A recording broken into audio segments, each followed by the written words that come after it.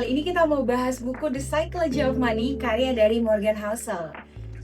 Masalah uang itu seringkali bukan soal seberapa besar penghasilan kita, tapi soal bagaimana kita mengambil keputusan saat menghadapi uang. Karena pada akhirnya uang itu bukan cuma soal angka, tapi uang itu juga tentang emosi, kebiasaan, ketakutan, ambisi, dan cara kita memandang masa depan.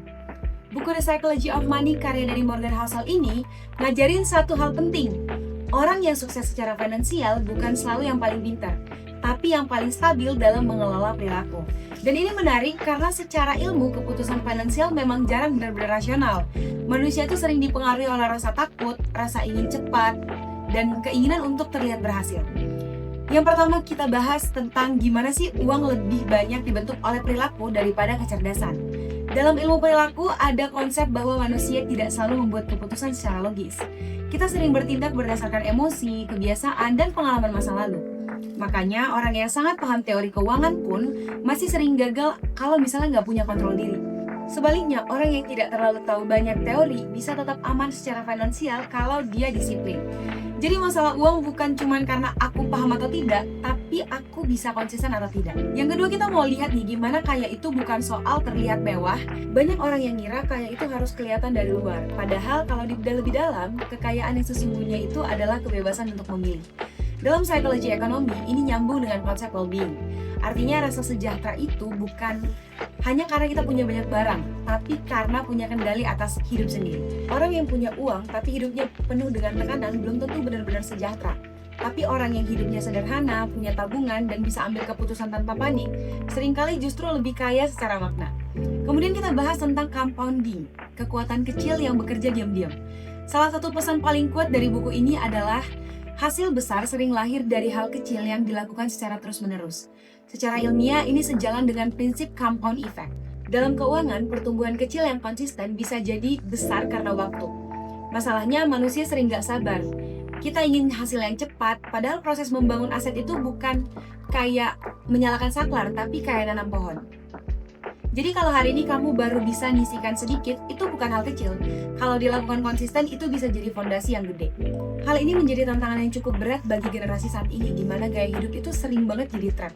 Banyak orang itu nggak miskin karena pendapatannya kecil, tapi karena setiap pendapatan naik, gaya hidupnya juga ikut naik. Ini dikenal sebagai lifestyle inflation. Secara psikologis, manusia memang cepat beradaptasi dengan peningkatan. Hari ini beli sesuatu yang terasa mewah, besok udah terasa biasa aja. Masalahnya kalau kenaikan pendapatan habis untuk menaikkan standar hidup, jadi ruang untuk menabung, berinvestasi, dan membangun keamanan finansial itu jadi sempit. Karena yang penting bukan cuma penghasilan yang naik, tapi gimana kenaikan ini benar-benar bisa kita ubah jadi aset. Kemudian selain gaya hidup, rasa percaya diri yang berlebihan juga bisa jadi trap. Buku ini ngingetin bahwa dalam uang kita harus hati-hati dengan rasa yang terlalu yakin. Karena masa depan nggak pernah bisa diprediksi sepenuhnya. Dalam ilmu ekonomi perilaku, ada bias yang bikin manusia merasa bisa ngontrol hal yang sebenarnya penuh ketidakpastian. Padahal salah satu keputusan yang salah bisa merusak banyak hal yang udah kita bangun sebelumnya. Makanya penting punya margin of safety. Artinya jangan hidup terlalu mepet. Kasih ruang untuk keadaan darurat karena hidup itu selalu punya kejutan. Hal terpenting dari buku ini adalah tentang rasa cukup. Karena banyak orang bukan kekurangan uang, tapi kekurangan definisi tentang kapan dirinya merasa cukup. Kalau standar cukup kita nggak jelas, maka kita akan terus ngejar lebih banyak tanpa pernah benar-benar selesai. Secara psikologi, ini berhubungan dengan social comparison.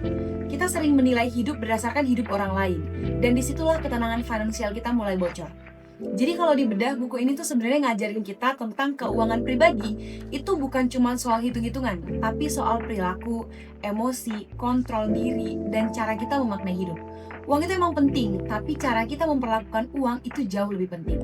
Karena pada akhirnya tujuan finansial bukan sekedar jadi kaya, tapi punya hidup yang lebih tenang, lebih bebas, dan lebih sadar. Buku ini ngajarin kita bahwa uang itu bukan cuma alat transaksi, tapi cermin dari diri kita sendiri dan cara kita berpikir. Atau lebih sederhananya, kalau mindset kita berantakan, uang sebanyak apapun tetap terasa kurang. Jadi kalau menurut Sobis, apa poin paling menarik dari The Psychology of Money karya dari Morgan Housel ini? Nanti tulis di komen ya. Sampai jumpa di segmen review buku selanjutnya. Bye-bye!